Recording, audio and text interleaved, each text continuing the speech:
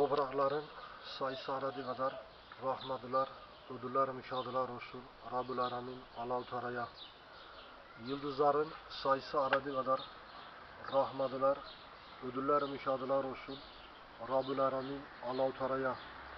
Bulutların sayısı aradığı kadar rahmetler, ödüller, müşahadalar olsun. Rabbül Alemin Allah-u Teala'ya. Şimşeklerin sayısı aradığı kadar rahmetler, ödüller, müşahadalar olsun. Rabbül Alemin Allah-u Teala'ya. Yağmurların sayısı aradığı kadar rahmetler, ödüller, müşahadalar olsun. Rabbül Alemin Allah-u Teala'ya. Karların ve doluların sayısı aradığı kadar rahmetler, ödüller, müşahadalar olsun. Rabbül Alemin Allah-u Teala'ya. Mahlukatın sayısı aradığı kadar rahmetler, ödüller, müşahadalar olsun. Rabbül Alemin Allah-u Teala'ya. Hayvanların sayısı aradığı kadar rahmetler, ödüller, müşahadalar olsun. Rabbül Alemin Allah-u Teala'ya. Tuğba cennet ağacının meyvelerinin sayısı aradığı kadar rahmetler, ödüller, müşahadalar olsun. Rabbül Alemin Allah-u Teala'ya. Okyanusların kumları sayısı aradığı kadar rahmetler, ödüller, müşahadalar olsun. Rabbül Alemin Allah-u Teala'ya.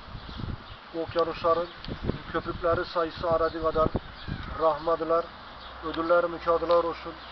Rabbül Alemin Allah-u Teala'ya. Rüzgarların sayısı aradığı kadar rahmetler, ödüller, müşahadalar olsun. Rabbül Alemin Allah-u Teala'ya. Sahraların ve çöllerin kumları sayısı aradığı kadar rahmetler, ödüller, müşahadalar olsun. Rabbül Alemin Allah-u Teala'ya. Ağaçların sayısı aradığı kadar rahmetler, ödüller, müşahadalar olsun. Rabbül Alemin Allah-u Teala'ya. Ağaçların yaprakları sayısı aradığı kadar rahmetler, ödüller, müşahadalar olsun. Rabbül Alemin Allah-u Teala'ya. Kalamak, katran ağaçlarının pürlerinin sayısı aradığı kadar rahmetler, ödüller, müşahadalar olsun. Rabbül Alemin Allah-u Teala'ya. Çam ağaçlarının pürlerinin sayısı aradığı kadar rahmetler, ödüller, müşahadalar olsun. Rabbül Alemin Allah-u Teala'ya.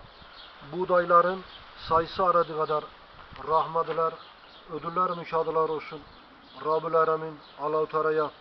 Yerlerdeki ve göklerdeki şeylerin sayısı aradığı kadar rahmetler, ödüller, müşahadalar olsun.